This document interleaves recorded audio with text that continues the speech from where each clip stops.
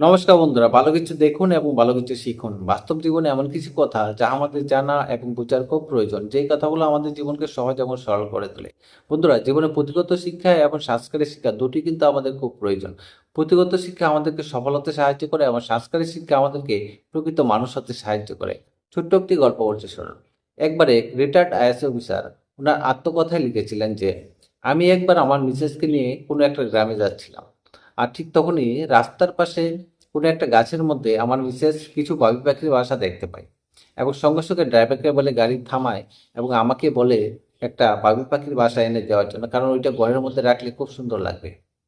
তখন আমি সঙ্গে সঙ্গে ড্রাইভারকে বলি যে একটা বাবুই পাখির বাসা এনে দাও। তখন ড্রাইভার সঙ্গে সঙ্গে চলে যায় ওই গাছটার কাছে। কিন্তু গাছটার কাছে গিয়ে ড্রাইভার গাছে উঠতে পারছে না, আর গাছে না উঠলে ওই বাবুই পাখির বাসাটা নেওয়া যাবে না।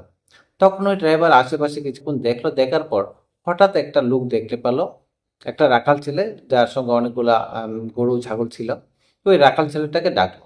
ডাকার পর রাখাল ছেলেটা সামনে আসলো, আসার পর বললো যে তুমি আমাকে একটা ওই পাখির বাসা এনে দাও গাছটা থেকে। তখন ওই রাখাল ছেলেটা বললো যে না, আমি পারবো না এই কাজটা করতে। তখন ওই রাখাল ছেলেটা আবার চলে গেল এবং ড্রাইভার ওই আইএস অফিসারের কাছে আসলো এবং আসার পর বলল, স্যার, ওই রাখাল ছেলেটা দিচ্ছে না, একটা পাখির বাসা আমাকে পেরে দিচ্ছে না। তখন ওই আইএস অফিসার বললো, ঠিক আছে, ওই রাখাল ছেলেটাকে 100 টাকা দিয়ে দাও, তাহলে দেখবে দিয়ে দেবে।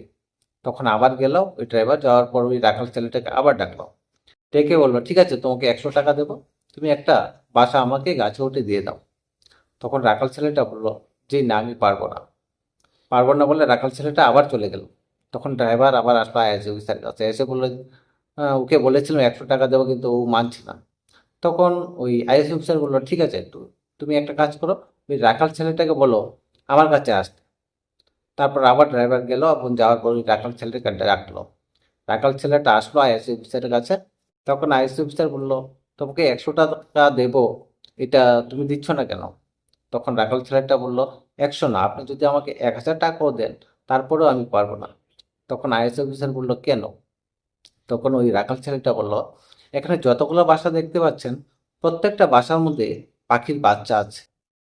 আমি যদি ওই বাসাটা আপনাকে দিয়ে দিই, তাহলে সন্ধ্যার সময় যখন বাচ্চাটার মা আসবে, যখন তাদের বাচ্চাদেরকে দেখতে পাবে না, তাদের বাসাটা দেখতে পাবে না, তখন সে কতটা কষ্ট পাবে।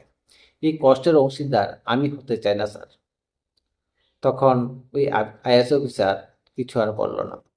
তো অবশেষে আইএস অফিসার লিখেছেন যে, আমার জীবনের সব থেকে বড় শিক্ষা ওই দিন পেয়েছি, ওই রাখাল ছেলেটার কাছ থেকে আমার জীবনে সবচেয়ে বড় শিক্ষা পেয়েছি, যে এই সংস্কারটা আমার মধ্যে ছিল না, কারণ আমি সারা জীবন পড়াশোনা নিয়ে ব্যস্ত ছিলাম, আইএস অফিসার হয়েছি, কিন্তু এই সামান্য জ্ঞানটুকু আমার মধ্যে নেই। তো বন্ধুরা, গল্পটা কেমন লাগলো অবশ্যই জানাবেন। অবশেষে আবারও বলবো যে ভালো কিছু দেখুন এবং ভালো কিছু শিখুন। ধন্যবাদ সবাইকে, ভালো থাকবেন।